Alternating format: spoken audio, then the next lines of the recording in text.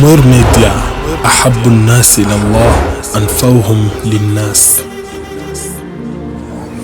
Bismillah, alhamdulillah, wassalatu wassalamu ala rasulillahi Muhammadin sallallahu alayhi wa ala alihi wa ashabihi wa man wala. Allahumma alimna ma yanfa'una wanfa'na bima 'allamtana wa zidna ilma ad-din ya rabbal alamin. Mshukuru Allah subhanahu wa ta'ala, Mola mkarimu mwingi wa rehma, yeye ambaye kwa ukarimu wake ametupa Uislamu bila kumuomba, bila juhudi yetu hata moja. Tumshukuru kwa neema hiyo na tumuomba Allah subhanahu wa ta'ala azidi kutuelimisha yale ambayo yatakayotunufaisha katika dini yetu na dunia yetu, na atunyanyue daraja, atupandishe vyeo sawa na yale atakayokuwa ametufunza, na atujalie sote siku ya mwisho pepo iwe ndio mafikio yetu. Sala na amani kutoka kwake zimwendee nabii wa umma mtume wetu Muhammad sallallahu alayhi wasallam, yeye na halize na swahaba kiramu watakasifu na wote miongoni mwa waja wake Allah watakaokuwa tayari kufuata nyayo na mafunzo ya mtume hadi siku ya mwisho. Allah atujalie sote tuweze kuwa miongoni mwa kundi hilo, Allahumma amin. Inshallah tunaendelea na darasa letu, na baada ya kuwa jana tulikumbushana kunako hukumu ya kumuacha au kumuondoa mtoto nyuma ya imam kwenye sala ya jamaa. Je, inajuzu mtoto akitangulia kwenye safa ya kwanza nyuma ya imam tumuondoe au tumuache? Nadhani jana tulipata muda wa kuyazungumzia na tukazungumza kauli za wanachuoni na tukapeana nafasi ya kuulizana maswali. Leo tunapeana kwenye faida ya 71, kaifa najma baina albid'i bil yamin wal yasar wal kabiri was saghir. Vipi tutakusanya, vipi tutachukua msimamo katika kuanzia kulia, kuipa kipaumbele kulia au kushoto, au mkubwa kiumri au mdogo? Tutafanyaje ikitokea moja katika hali hizo nne? Kabla hatujaingia kwenye somo letu hili, nilipenda niwakumbushe na nikuikumbusha nafsi yangu sawa na mafunzo sahihi yaliyothibiti kwa Mtume Muhammad sallallahu alayhi wasallam. Mama yetu Aisha mkewe Mtume anasema, kana Rasulullah sallallahu alayhi wasallam yu'jibuhu tayammun fi tanaulihi wa tarajulihi wa fi tuhurihi wa fi sha'nihi kullihi, rawahu Muslim. Hadith ambayo ameipokea Imamu Muslim na iko pia riwaya ya Imamu al-Bukhari, na kote kwenye vitabu viwili arrawi aliyepokea kwa Mtume ni mama wa waumini Ummul Mu'minin Aisha, mkewe Mtume Muhammad sallallahu alaihi wasallam, kipenzi wa Mtume. Anatufunza, anasema, kana nabiyullah Muhammad yujibuhu at-tayammun ay al-bid'u bil yamin. Ilikuwa desturi ya mtume wetu Muhammad sallallahu alaihi wasallam, alikuwa anapenda mtume, yeye mtume, kuanzia kulia, yani kwa lugha nyingine alikuwa anavipa kipaumbele kulia. Ili unielewe, ukisoma aya ndani ya suratu Al-Maida, aya ya udhu, kwa wale wanaofuata madarasa, ayatul wudu, Allah subhanahu wa ta'ala ametuamrisha Waislamu wakati takapotaka kusali, akasema, ya ayyuhalladhina amanu idha qumtum ila salati faghsilu wujuhakum wa aydiyakum ila almarafiq wamsahu biruusikum wa arjulakum ila alka'bayn. Allah ametaja sehemu nne. Allah anasema, enyi Waislamu, enyi waumini, idha qumtum ila salat ay idha aradtum an tusalli, mtakapotaka kusali. Allah anasema faghsilu wujuhakum, osheni nyuso zenu, moja hiyo. Ya pili akasema Mungu, wa aidiakum ila almarafiq, na muoshe mikono yenu mpaka kwenye mafundo ya mikono. Kwenye hiki kipengele cha pili Allah hajasema tuanzie mkono gani, amesema tu wa aidiakum ila almarafiq, na muoshe mikono yenu mpaka wapi? Hapa juu ya mafundo. Tatu akasema wamsahu biruusikum, kisha mpakuse vichwa vyenu, wa arjulakum ila alka'bayn, na nne Mungu akasema na muoshe miguu yenu mpaka kwenye macho ya miguu. Lakini mtume wetu Muhammad ambaye ndio ametufunza sasa kama pratiki kuweka matendo namna ya kutawadha, hapa kwenye uso mtume akatuonyesha kwamba tuanze kwanza kusukutua maji mkinywa pamoja na mapua. Na sasa ndio kila Muislamu anafanya hivyo, ingawa kwenye aya Mungu hajataja kinywa wala mapua. Na hapa kwenye mikono mtume akaanzia kuosha mkono gani? Wa kulia, kwa sababu ndio desturi yake. Mtume alikuwa anapenda kuanzia kulia. Hata akilala mtume alikuwa analala anaanzia ubavu wa kulia, ndio anaanza analala. Hata akipiga mswaki mtume alikuwa anapiga mswaki kwanza upande wa kulia. Na wewe rudisha akili yako nyuma, asubuhi au unapotaka kulala, ukipiga mswaki unaanziaga wapi? Kila mmoja ni shahidi kunako nafsi yake. Lakini ukitaka kumwigia mtume alikuwa anaanzia kulia. Aisha anasema kana yujibu at-tayammum, mtume alikuwa anapenda kuanzia kulia. Lakini kwenye vitu vizuri, ama kwenye vitu vichafu, vibaya, visiopendeza, alikuwa anaanzia kushoto. Na ndio maana mtume alikuwa akitoa kamasi anatumia mkono wa kushoto. Akiwa adabuni akitaka kujisafisha anatumia mkono wa kushoto. Lakini kwenye vizuri droite, kulia, ndio alikuwa anatumia mtume wetu Muhammad. Aisha akasema mtume alikuwa anatumia kulia fitanaulihi, ai lubsu nal. Mtume alikuwa hata akivaa kiatu chake anaanza mguu wa kulia. Hata akivaa socks, yeye mnaita soseti, anaanza kuingiza mguu wa kulia. Ndio kwa desturi ya mtume. Anasema watarajulihi, mtume alikuwa akichanua nywele zake anaanza ngambo ya kulia, aanzi katikati, anaanza kulia. Kwa lugha nyingine hata ndevu anaanza kulia. Kisha akamalizia Aisha akaendelea akasema wa fi tuhurihi, na alipokuwa akifanya usafi. Hii sababu ya kusanya yote, yani hata akioga maji anaanzia kulia. Ndio kwa hivyo mtume Muhammad. Kwa hiyo ndio panaingia na kupiga mswaki na kupaka mafuta, yani kila cha kifanya kulia. Akamalizia Aisha akasema wa fi sha'nihi kulli, na katika mambo yake yote hata yeye kutaja hapo Aisha, mtume alikuwa anaanzia kulia. Na ndio sunna ni kuanzia kulia. Lakini kuna mtihani huo unakukuta, mfano mimi nimekaa hapa, kulia kwangu ni hapa, kushoto kwangu ni hapa.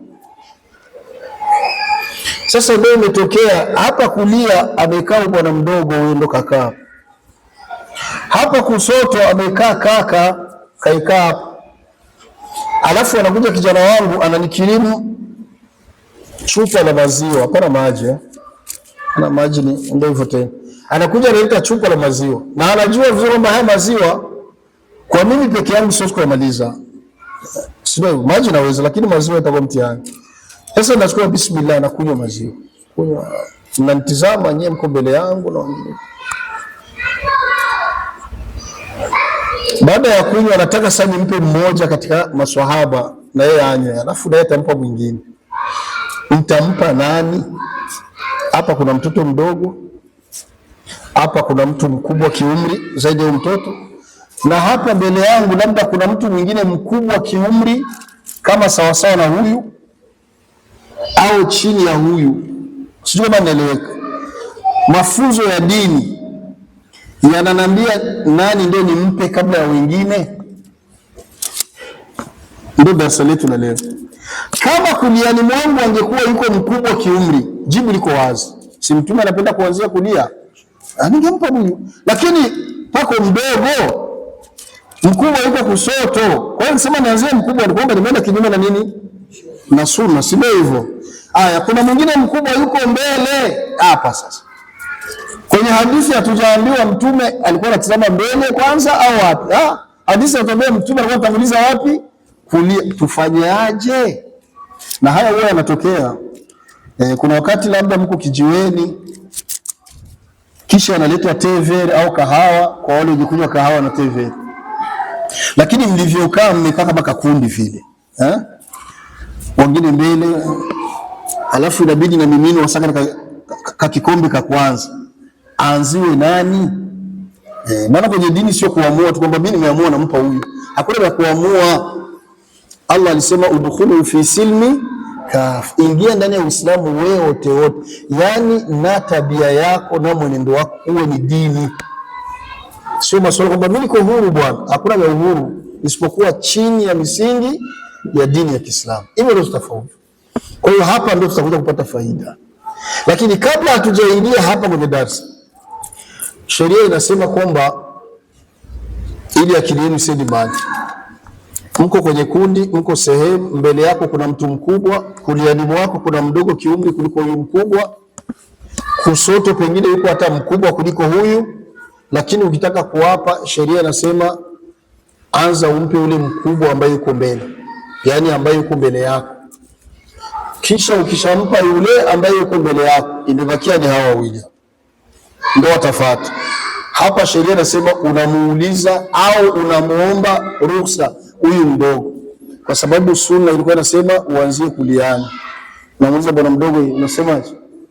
Bwana huku kuna kaka, umelizia nimpe kwanza kaka au vipi?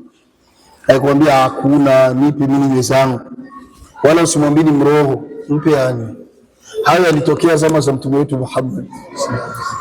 Mtume aliletewa maziwa. Katika vitu mtume alikuwa anapenda maziwa ya maji, hapana ile ya mgando. Lakini sijakwambia kama ni sunna kunywa maziwa ya maji. Mtume alikuwa anapenda maziwa ya maji, na alikuwa anapenda nyama ya mbuzi ya kuchomwa ya mkono.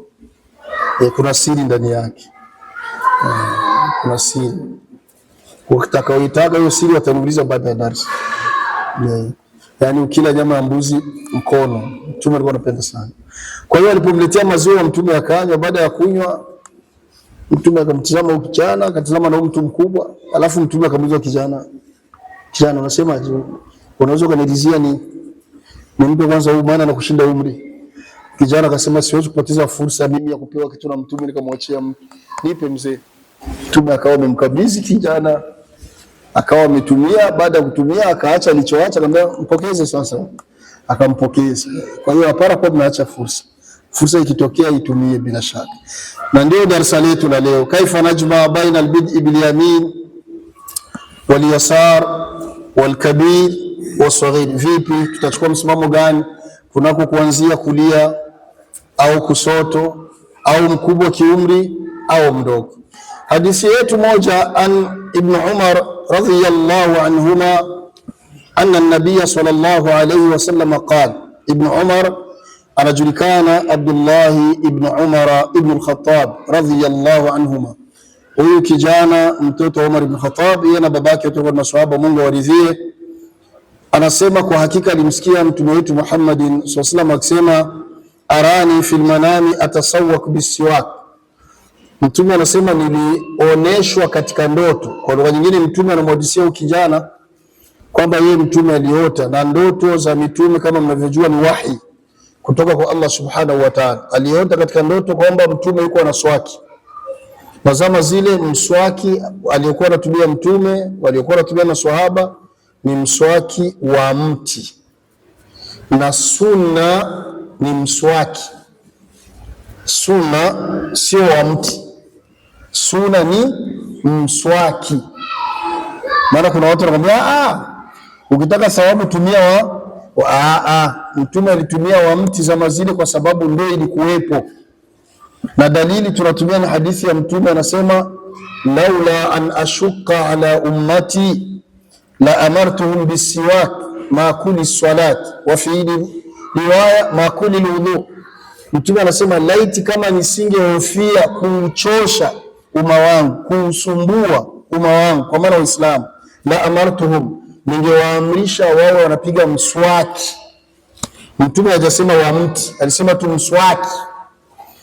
Kila wanapotaka kusali, upokezi mwingine mtume akasema kila wanapotawadha watumie mswaki. Kwenye hadithi nyingine Mtume akasema aswak, mswaki, mataharatun lilfami, mswaki ni kisafisho cha kinywa, mardatun lirabbi, na mswaki Allah ameuridhia. Kwa hiyo sunna ni mswaki, sio mpaka wa mti wote ule, almuhimu mswaki. Waislamu wajihimize na wahimize watoto wao kuwa wanapiga mswaki. Kwa hiyo Mtume anasema alionyeshwa katika ndoto yuko anapiga mswaki wa mti kwenye zama zile. Fajaani rajulan, katika ndoto ile baada ya kuwa Mtume kwa naswaki akaona wanamjia wanamume wawili, vijana wawili, wanamume wawili wanamjia Mtume. Ahaduhuma akbar min al-akhar, lakini hao vijana wawili umri wao umeachana, mmoja ni mkubwa kiumri kuliko mwingine, wanamjia Mtume kwa mbele. Mtume alichofanya, alichukua mswaki wake, fanawaltu siwaka al-asghar, Mtume baada ya kupiga mswaki akausafisha, akawa amechukua ile mswaki anampa mdogo wa wale wawili, mdogo ili naye afanye nini? Aswaki. Faqila li, Mtume akaambiwa na nani? Maana tumesema kwamba ndoto za mitume ni wahi. Akaambiwa ima na malaika ima na Allah subhanahu wa ta'ala. Akaambiwa kabir. Kabir nini maana yake? Mpe mkubwa, mtangulize mkubwa. Mtume kwa huruma wake alitaka kumpa ule mdogo, amri ikaja kabir, mpe mkubwa. Anasema Mtume fadafa'tuhu ila al-akbar minhuma, nikafika nachukua ile mswaki nikampa ule mkubwa kati ya wale wawili, akawa ndio amefanya nini? Ametumia. Kitabu chetu msisahau, tulisema tunasomeshana kitabu kinaitwa Fawaidu ala Riyadhis Salihin bitaaliki Sheikhain Muhammad Nasruddin Al-Albani na Sheikh Ibn Uthaymeen, Allah awarehemu wote wawili. Kwa hiyo qala Sheikh Ibn Uthaymeen rahmatullah alayhi, kwenye hadithi Sheikh Ibn Uthaymeen akasema fihi dalilun ala itibari al-kibari wa annahu yuqaddamu al-akbar fi ita'i shay. Na hapa kuna faida kubwa. Sheikh anasema hii dalili kwa hii hadithi ya kwamba walikuja watu wawili, Mtume yuko anapiga mswaki lakini umri wao unaachana, mmoja ni mkubwa kiumri kuliko mdogo.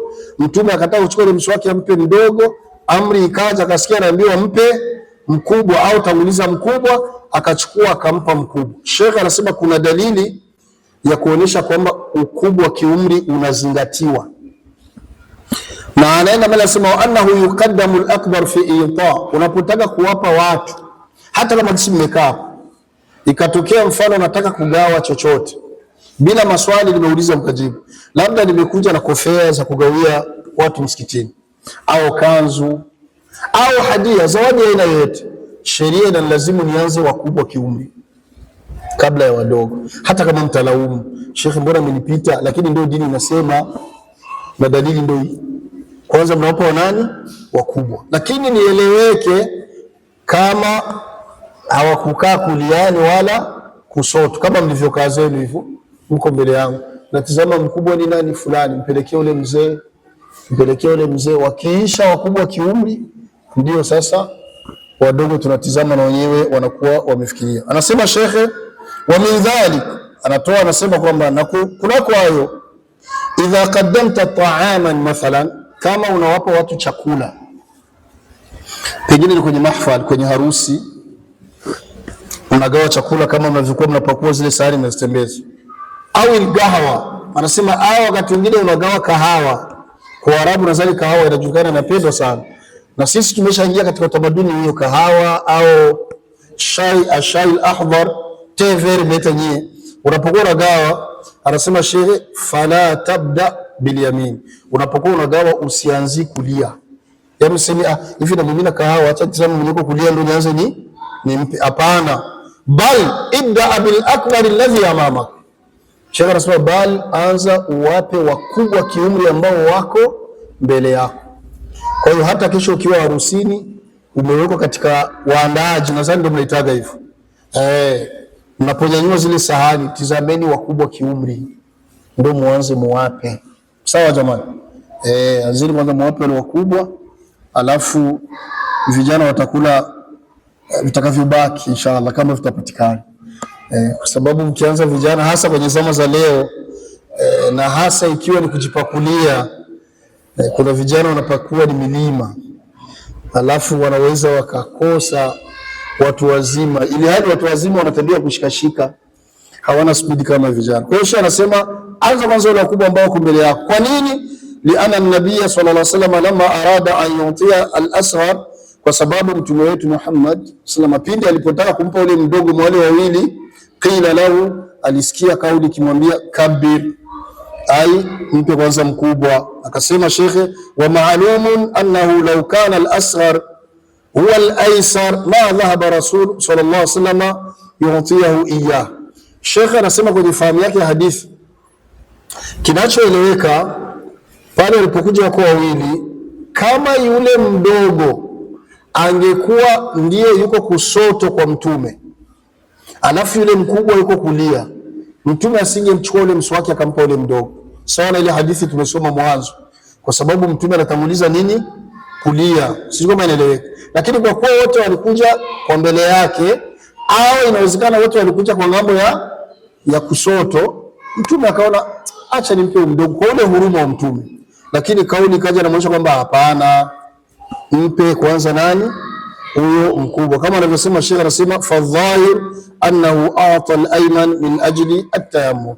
Kilichokuwa wazi ni kwamba angempa ule wa kulia kama ule mdogo angekuwa huku, kwa sababu ya ile mtume alipokuwa anapenda sana kulia. La tabda bil yamin, isitokee hata mara moja ukafanya hivyo kama wako mbele yako, au kama unagawa chakula au chai au kinywaji au maji ya kunywa.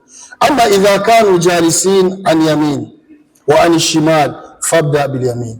Anasema Sheikh, ama wakiwa wamekuja ni watu wawili, watatu, wane, alafu katika kuja wakajigawa, mmoja wakakaa kuliani kwako na wengine wakakaa kusoto kwako, yani si mbele yako, hapo fuata sunna ya mtume, uanzie wapi? Uanzie kulia kama tulivyosoma. Anasema bihadha yujma min al-adillati adala ala itibari at-takbir ay mura'atu al-kabir wa ala itibari al-ayman ay mura'atu al-ayman. فنقول إذا كانت القصة كما جاء للنبي صلى الله عليه وسلم أنه كان معه إناء يشرب منه وعن يساره الأشياخ وعن يمينه غلام، فقال النبي صلى الله عليه وسلم للغلام أتأذن لي أن أوتي هؤلاء؟ فقال الغلام لا والله لا أؤثر بنصيبي منك أحدا، فأعطاه الرسول صلى الله عليه وسلم. Kisa hiki anahadithia Sheikh, anasema kama ilivyopokelewa, siku moja Mtume Muhammad sallallahu alikuwa amekaa sehemu na kuliani kwake kuna kijana mdogo kiumri, kusoto kuna watu wazima wanaomshinda umri. Mtume akawa ameletewa chombo ambacho palikuwa kinywaji nasemekana ni maziwa. Mtume akawa amekunywa, alipomaliza akamuuliza kijana, unaweza ukanipa idhini, ukanikubalia, ukaniruhusu nitangulize hao wakubwa katika kunywa baada ya mimi kunywa? Kijana akamwambia siwezi. Tena akasema la wallah, akatia na kiapo, sikubali. Akaapa kabisa, siwezi kumwachia mtu fungo langu ambalo umeadhinia kuweza kunipa. Mtume Muhammad sallallahu alaihi wasallam alifika nampa kijana, akanywa, na baada ya kunywa yaliyobaki ndio akawa amewapa hao ambao ni watu wazima kiumri. Kwa hiyo nadhani kwenye hadithi yetu inaeleweka.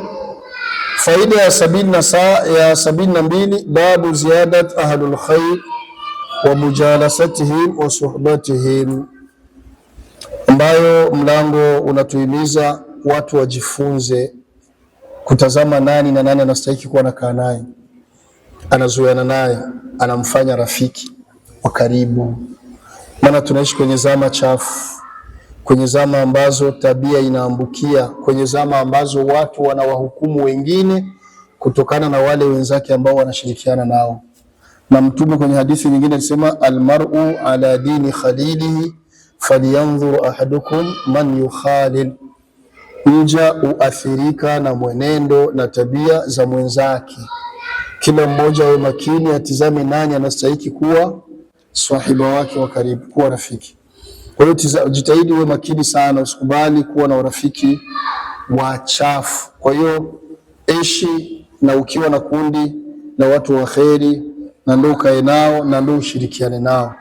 kwa sababu tabia huwa inaambukia. Ukishirikiana na watu wa tabia njema unaweza ukabadilika, na hata kama ukubadilika, wengine katika binadamu wakikuona watakusema vizuri, maadamu wanashirikiana na watu wa tabia njema. Na ukishirikiana na watu wachafu, mfano wezi au wavuta bangi au wasiosali, usione ajabu na watu wakasema au jamaa siku naye anapataga au jamaa siku naye ni mwizi, kaeni hange na. Kwa hiyo utajikuta unaharibu sum'a yako. Naam. Kwa hiyo hukumu talabi dua min alkhair, darsa muhimu sana sana tena sana, hasa kwenye zama zetu. Dini inasema nini kunako swala la mtu kumuomba mwingine amuombe dua? Yani kama hivi mimi nikwambie niombe dua sasa, au anakuja anambia shekhe niombe dua, shekhe na jambo langu naomba niombe dua, au mimi nina mtihani nasema jamani niombeeni dua. Dini inasema nini? Maana itabia kama watu wengi, na hata sikiwa hata mtu anaenda umra unasikia mtu anambia usitusahau kwenye dua, na mtu akienda hija utukumbuke kwenye dua, na mtu akiingia itikafu unasikia mtu anasema utukumbuke kwenye dua. Dini inasema nini? Ndio maana kila siku tunasema jamani tusome ili tuweze kupata faida.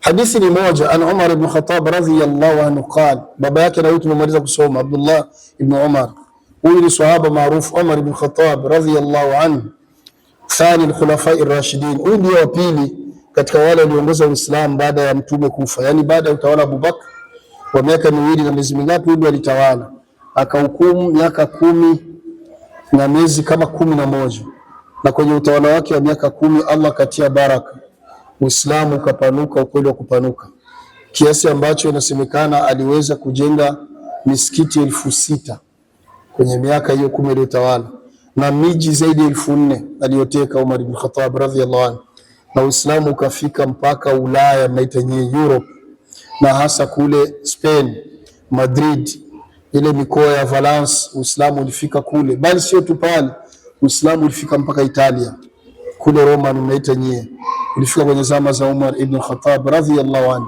Na sio tu hapo, Uislamu ulifika mpaka al-Maghrib al-Arab, Afrika ya juu, Afrika ya Kiarabu, Algeria, Morocco, Tunisia, Libya na sehemu zingine kule, bali mpaka Gharbi Afrika, mpaka Afrika Magharibi kule Burkina Faso ya leo mnaita Cote d'Ivoire, Benin, Guinea zote tatu, Guinea Bissau, Guinea Conakry na Guinea ile nyingine.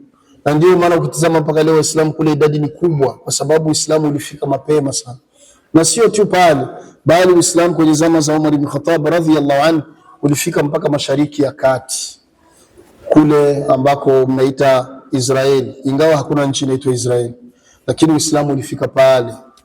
Palestina pale uliingia, Lebanon, Liban katika mji wake mkuu Beirut, Uislamu ulifika zama za Umar ibn Khattab radhiyallahu anhu. Syria, Damascus yote ile Uislamu ulizagaa vizuri sana kule.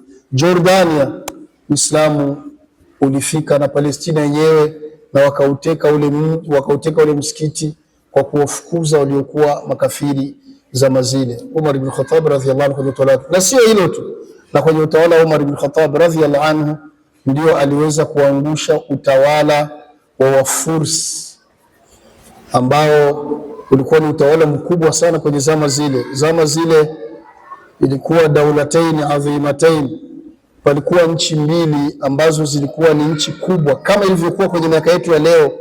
Ukiulizwa naambie nchi mbili ambazo zinaonekana ulimwengu wa leo ndo zinatisha kwa nguvu, kwa silaha, kwa utajiri na mengine. Bila shaka katika hizo mbili utataja Amerika, utaiacha Amerika, utaitaja, alafu ya pili ima utataja Russia, Urusi, na kuna wengine wakiamua tu jua wameamua wataji Urusi, wanaamua kutaja Korea du Nord, wale jamaa ambao wanamshinda umri, na kuna wengine hawaendi Korea du Nord, wanataja labda pengine China, na kuna wengine wataji hiyo wanataja labda Pakistan, na wengine ambao akili zao ndio hivyo tena hazina akili wanataja Iran.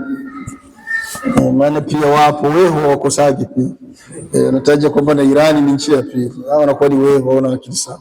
Lakini katika hizo nchi mbili hautakwenda kukosa kutaja Amerika kwenye zama za leo, na hasa Amerika na Russia kwa miaka mingi. Sasa zama zile palikuwa biladul Furs, pays de Perse mnaita mkifaransa, na palikuwa pia biladul Rum, Empire Romain. Ilikuwa ni nchi mbili ambazo ilikuwa ni hapana mchezo, na suratul Rum iko ndani ya Qur'an. Allah amezungumza mengi. Sasa hii ya Furs aliyokuja kuangusha ule utawala ni Umar ibn Khattab radhiyallahu anhu kwenye utawala wake. Yeye ndio jeshi lake ambalo alituma jeshi, walikuwa wanajeshi 30,000 wakaenda kupigana na jeshi la Furs ambalo walikuwa ni watu 300,000 na wakiwa na tembo 33,000 au Wafursi, na tembo wakati huo zinachukuliwa kama gari za kivita. Wako na tembo 33,000 na wako na wanajeshi madume 300,000 wanapigana na wanajeshi wa Umar wa Islam wakiwa 30,000, na Allah akawajalia hao 30,000 wakashinda 300,000 ambao wako na silaha kama hizo, wakamteka na kumuua mfalme wa Fursi wa mwisho akijulikana kwa jina la Yazdajird, ambaye alimuua, na wakawa wamechukua mali pale kama ngawira, na wakawa wamechukua pia katika mabinti zake, na Umari akawagawia Uislamu zile mali na wale mabinti, kwa sababu wanakuwa ni mulku yamini, akawagawia. Na kwa kuwa mmoja miongoni mwao alikuwa ni mtoto wa huyo mfalme, Umar akasema maadama ametoka katika familia tukufu ya mfalme, inabidi katika maswahaba pia apewe mume ambaye pia ametoka katika kabila au ukoo tukufu. Umar kwa uadilifu wake akamchukua huyo binti, akawa amempa Hussein ibn Ali ibn Abi Talib radhiyallahu anhum. Hussein ndio akawa amemchukua huyo binti na mke wake, na hili ninawaambia lizingatieni, ndiyo siri ya Wairan kumtaja Hussein kila siku, kwa sababu wanaitakidi kuwa ni mkwe wao, na huyu ambaye Hussein alimuoa kamchukua, ambaye alikuwa ni binti wa Yazdajird, ndio alikuja kuzaa watoto wa Hussein akiwemo Muhammad al-Bakir kama wanavyomuita wao. Kwa hiyo hiyo ndio siri ya pekee. Maana kuna wakati vijana wa Kiislamu wanajiuliza kwa nini wanapotaja mashia kama wanavyoita, wanapotaja ahlul bait, wakishamtaja Ali ibn Abi Talib wao wanamtaja Hussein, hawamtaji Hassan, ili hali Hassan ndio mkubwa kwa Hussein. Siri ni hiyo, kwa sababu wanaitakidi kama Hussein alichanga damu na binti yao ambayo alikuwa ni binti wa mfalme wa mwisho wa wale jamaa kule Wahjib. Almuhim, Allah tulindie dini yetu. Naam, kwa hiyo Umar ibn Khattab ni Umar wa Umar min al-Amir. Jina Umar linatoka katika neno la Kiarabu linaloitwa Amir, na Amir maana yake ni kujenga, na Umar ni mjenzi, maana yake ni al-ismu ala al-musamma. Jina linaendana sambamba na mwenye jina, tofauti na sisi. Kuna wakati unakutana mtu anaitwa jina, lakini ukimtizama ndani wako watu wanaitwa kina Karim, lakini ukikutana hivi ni majina yake ni Karim, lakini bakhili kama yako si wapo kama kisi wako watu wanaitwa kina Hassan, wako wengi tu. Hassan maana yake ni mzuri, lakini ukimtizama hivi hakuna mbaya kama yeye, mweusi, pua kubwa, iko yuko tu. Naam, lakini wako wengine alhamdulillah Allah amewajalia anaitwa ni Jamil au Jamila kama mwanamke, na kweli anakuwa Jamila, anakuwa ni mzuri. Wapo, Allah atupambe kwa imani, Allahumma amin. Kwa hiyo Umar ibn Khattab radhiyallahu anhu kwenye hadithi anasema qala ista'adhantu an-nabiy sallallahu alayhi wasallam fi al-umra, anasema Umar, nilimuomba Mtume Muhammad sallallahu alayhi wasallam ruhusa ya kwenda umra, ya kwenda hija ndogo, yani atoke Madina aende hija ndogo. Faadhina li, Mtume akaniruhusu. Kisha Mtume akasema, fateni vizuri, waqala, Mtume akasema la tansana ya akhi min duaik, kwamba Mtume akamwambia Umar ibn Khattab radhiyallahu anhu, ustusahau ndugu yangu katika dua zako, yani utakazoomba wapi? Kule kwenye umra Maka.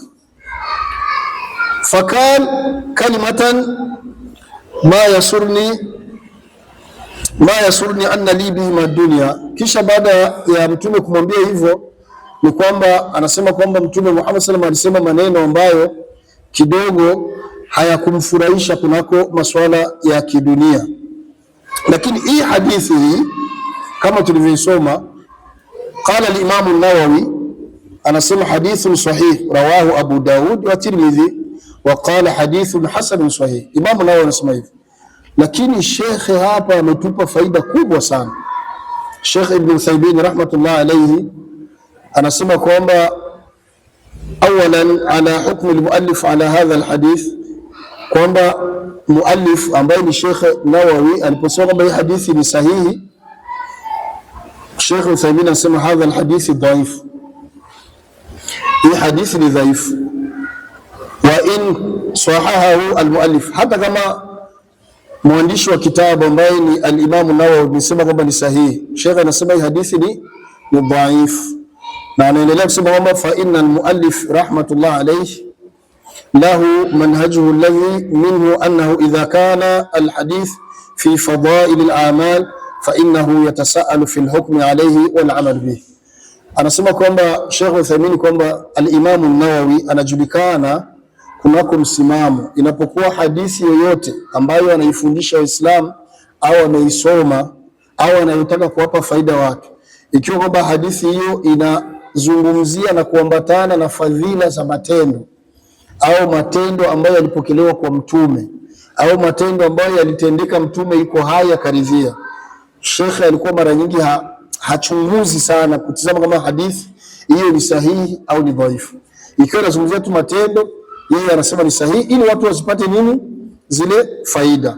Lakini Sheikh anasema kwamba hii hadithi ni dhaifu, na huu ndio hakika. Anasema fa sahih anna hadha alhadith dhaif, hii hadithi ni dhaifu. Lakini kwa nini wakaileta ndani ya kitabu?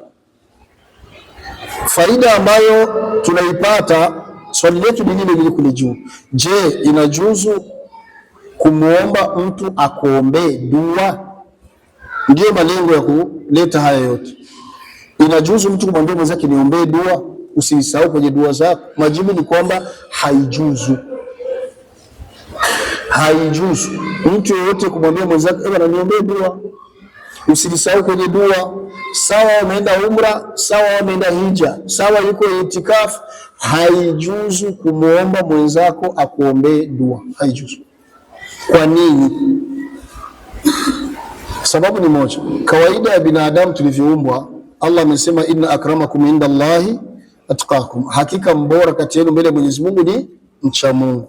Na Allah subhanahu wa ta'ala ametukataza, anasema fala tuzaku anfusakum huwa a'lamu biman ittaqa, msijitakasi na kujinyanyua na wengine kujiona kama ni bora kuliko wengine, na wengine kujiona kama ni wacha Mungu kuliko wengine. Huwa yeye Mwenyezi Mungu peke yake a'lam biman ittaqa, yeye ndio anamjua mcha Mungu kati yenu. Sasa unapokuwa unamwambia mwenzako hivi niombee dua, au unaenda kwa ustadhi niombee dua, kwa lugha nyingine na tafsiri nyingine ni kama unakiri kwamba yeye ni bora kuliko wewe. Na sababu maana yake hivi, kwa sababu kama unajua kwamba aule jamaa hapana, mimi ni bora kuliko wewe, huwezi kumwambia niombee dua. Kwa hiyo haijuzu kumwambia mtu niombee dua. Hiyo ilikuwa ni hasa kwa mtume wetu Muhammad sallallahu alaihi wasallam. Maswahaba walikwambia mtume tuombee dua kwa sababu inajulikana kwamba mtume ni mbora wa viumbe, ni mbora wa manabii. Hakuna ambaye wako na sawa kunako ubora. Ama kwenye wengine haijuzu, isipokuwa wakasema maulama, isipokuwa istithna, inajuzu kumwambia mtu amwombee dua mwingine kwa kumfikishia ujumbe. Mfano, wewe ukaja ukamwambia huyu jamaa, unamwambia dua Sheikh au unamwambia dua fulani, hapana wewe unaniombea mimi, yani unamfikishia ujumbe amwombee mwingine, hapo inajuzu. Lakini kumuomba moja kwa moja niombee nini, yani kwa maslahi, la yajuzu. Na ndio maana hizo tabia mziache na mwakataze wake zenu. Na ndio maana wanajua hela sana, maana wanawake wanaenda hasa wenye kuhitaji kuolewa wanaenda sana kwa walimu, kwa maustadhi, wao wanaita wataallam, tena aini wanaitia kabisa, naenda kwa mtaallam. Na wakati mwingine anapeleka na kuku eti anaenda kuombewa dua, la yajuzu. Kwa nini ndugu zangu? Hata ukiwa na madhambi ya mikifiri hauna ugomvi na Allah subhanahu wa ta'ala. Hata ukiwa na madhambi yamevuka mipaka, Allah ameshatoa ruhusa, kul ya ibadi alladhina asrafu ala anfusihim la taqnatu min rahmatillah inna Allaha yaghfiru dhunuba jamia innahu huwa al-ghafurur rahim. Allah anamwambia mtume wetu Muhammad sallallahu alaihi wasallam, waambie waja wangu ambao wamekithiri, wamevuka mipaka kunako madhambi na makosa, la taqnatu min rahmatillah, wasikati tamaa kunako huruma wake Mwenyezi Mungu. Inna Allah, kwa hakika Mwenyezi Mungu, yaghfiru dhunuba jamia, Allah anafuta na anasamehe madhambi yote, hata shirki. Ukitubia, ukwenda kutubia, Allah anakusamehe. Kwa hiyo usijizarau, sawa jamani, usimuokopi Mwenyezi Mungu, hauna ugomvi na Allah, bali mbembeleze Mola wako na muombe ukiwa na yaqini, hapana imani, ukiwa na yaqini, yani ukiwa na uhakika kama atakusamehe. Mtume ametufunza anasema, ud'u rabbakum wa antum muqinuna bil ijaba, muombeni Mola wenu mkiwa na yaqini kama atakujibuni. Allah subhanahu wa ta'ala amejibu na amesema, wa idha sa'alaka ibadi anni fa inni qarib. Akusema uti, alisema ujibu da'wata da'i idha da'ani falyastajibu li waliyu'minu bi la'allahum yarshudun. Suratul Baqara. Allah amesema, mtume, wakikuuliza waja wangu, je, mimi niko mbali, wakiniomba wapige kelele kama kisha wengine wanapiga kelele, au niko karibu nao, hata wakiniomba kwa siri nasikia? Waambie, fa inni qarib, mimi niko karibu nao sana. Ujib, Mungu hajasema nampa, anasema najibia, ai napokea maombi ya muombaji, idha daani, pindi anaponiomba. Lakini Mungu akatoa sharti hizi mbili. Ya kwanza anasema falyastajibu li, ya pili akasema waliyu'minu bi, kisha akasema la'allahum yarshudun. Na ya kwanza anasema falyastajibu li, nini maana yake? Kwanza waniitikie mimi Mola wao, wanikubalie yale niliyowaamrisha. Mungu ametuamrisha nini? Ametuamrisha nini Mungu? Hivi naam, ametuamrisha ibada. Mungu ametuamrisha nini? Kumtii. Yani ile ni Kiarabu cha Kiswahili, yani ibada ni Kiarabu, kumtii ni Kiswahili. Nani vile tajibu la tatu? Naam, kufanya mema, yani ndio ile tafsiri. Tutazungukia hapo. Ninyi wote mmepatia, lakini majibu mazuri, wa ma khalaqtul jinna wal insa. Bas, hatukuja kula hapa kaka, wala kucheza mpira, wala kutachi, wala kuzaana. Maana kuna wengine wanasema Mungu ametuleta tuzaane. Objectif principal ya Mungu kutuumba sio mje kuzaana. Mungu amesema mwenyewe, ma khalaqtul jinna wal insa, sikuwaumba majini na binadamu isipokuwa wafanye nini? Waniabudu. Kwa hiyo Mungu ametujalia, jengeni nyumba, kuleni, vaeni, oeni, zaeni, sawa jamani, ili muwe katika mazingira mazuri yatakuwezesheni kutekeleza ibada. Ndio malengo. Maana ukiwa na mke na riziki ya kula ipo na haudaiwi hela ya nyumba, ukisali utakuwa na utulivu. Lakini ukiwa na njaa na chakula kiko kumeza, imamu akisoma sura ndefu, utasema nikufanyia muraja. Na ndio maana Mtume akasema, la salata bihadrati ta'am, hakuna sala pindi chakula kiko kama karoho kana kiwazawazi.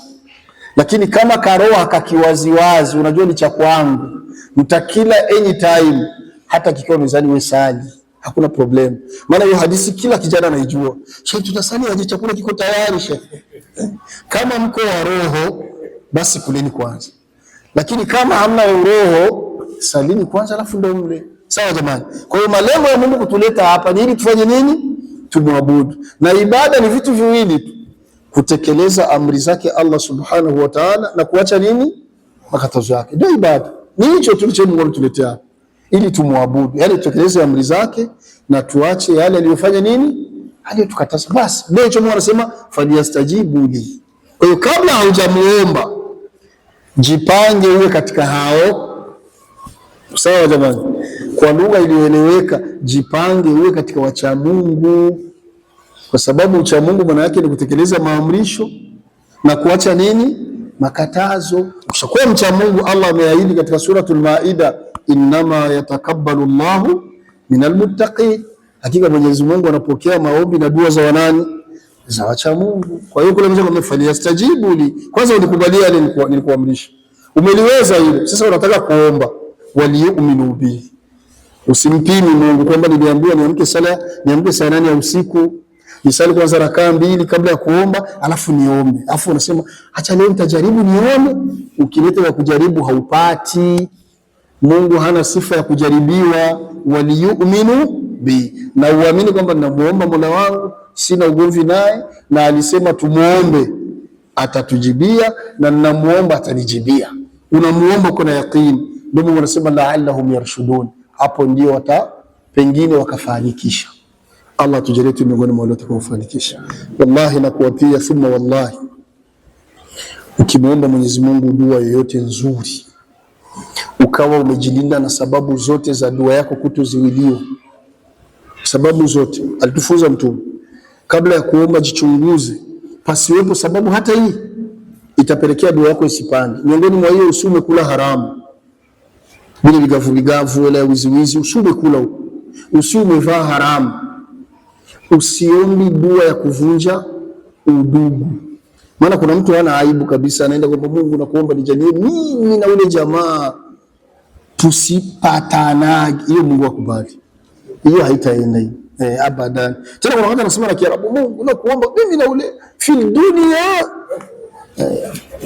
hiyo haitaenda. Qati'ati rahim, Mungu akubali.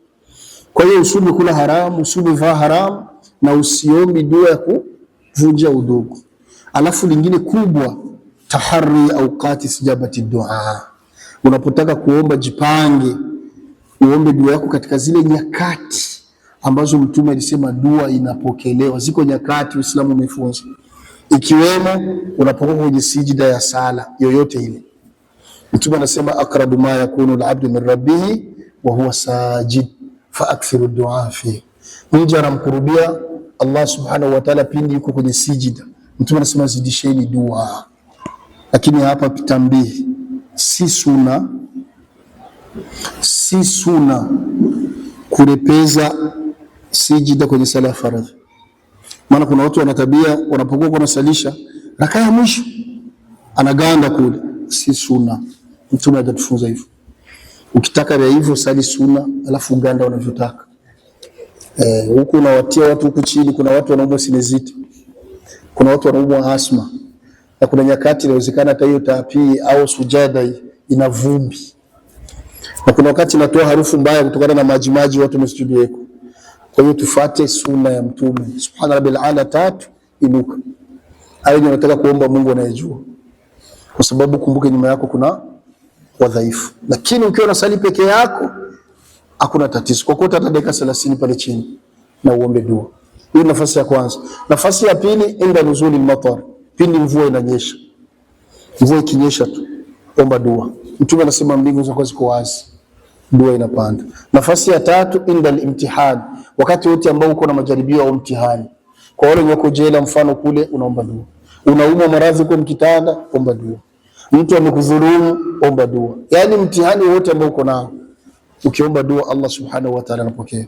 Nafasi ya 4, inda safari al-mubah, pindi uko katika safari ambayo sio maasi, safari yote safi, ukiomba dua Allah anapokea. Nafasi nyingine, baina al-adhana wal-iqama, baada ya kuwa adhana imekwisha na kabla ya kukimu sala, ule muda wote ule, acha kupiga story, omba dua zinapanda. Nafasi nyingine, indama yajlisu al-khatib baina al-khutbatayn, pale ambapo khatibu anatolea khutba ya Ijumaa au ya Eid, alafu akakaa kidogo, kuna wakati anawashtua ndio ombeni dua, ule muda ule zinapanda. Nafasi nyingine, kama uko na mzazi bado uko hai, awe Muislamu au kafiri, kama uko hai nenda kuombea dua, ikiwa baba ikiwa mama, akiomba hiyo inapanda. Nafasi nyingine, duaul muslim ala dhahiril ghaib, dua ambayo Muislamu anamuombea ndugu yake Muislamu ili hali mwenye kuombewa hajui kama anaombewa. Yaani ukajituma tukumuombea mwenzako na hajui, hiyo inapanda. Ama zile mmezoea kaka nilikuombea sana, haiendi. Unatoa tangazo la nini? Haiendi. Kwa hiyo ukimwombea mtu kama hajui, hiyo inapanda. Na wakati mwingine fi thuluthil layl al-akhir, dua ambayo unayoomba usiku wa tatu wa mwisho, saa 8, saa 9, saa 10, ukiomba pale na kwenda. Na wakati mwingine indal istiqadhatu minan naum, wakati utashtuka kwenye usingizi, umeshtuka tu usingizini pale kitandani, hata kama hauna udhu, pale pale ukaomba dua na kwenda, inapanda. Kambakia moja ya wapita, wakati uko na saumu, ukiwa uko na saumu, muda wote ule uko na saumu, ule muda wote kuanzia ile alfajiri unaanza kufunga mpaka kabla ya kufuturu, ule muda wote ukiomba dua inapanda, iwe saumu ya sunna, iwe saumu ya faradhi. Kullukum tadkhuluna aljannata illa man aba, Mtume alisema hivyo, Islam ninyi wote mtaingia peponi isipokuwa atakaye kataa. Allah tujalie pepo ya mafikio yetu. Naam, kwa hiyo nadhani nimeeleweka vizuri. Haijuzu mtu kumuomba mwenzake amuombee dua kwa maslahi yake, lakini inajuzu mtu kumwambia mtu aombee dua kwa maslahi ya umma, kwa maslahi ya wengine, inajuzu.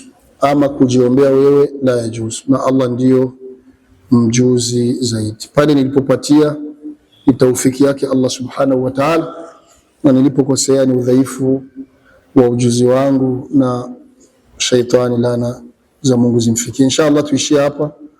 Allah akipenda, Jumamosi ijayo kama kawaida tutakutania tena hapa ili tuzidi kukumbushana. Tutoe adhana. Ibn Nyamur Media, ahabbu an-nas ila Allah anfa'uhum lin-nas.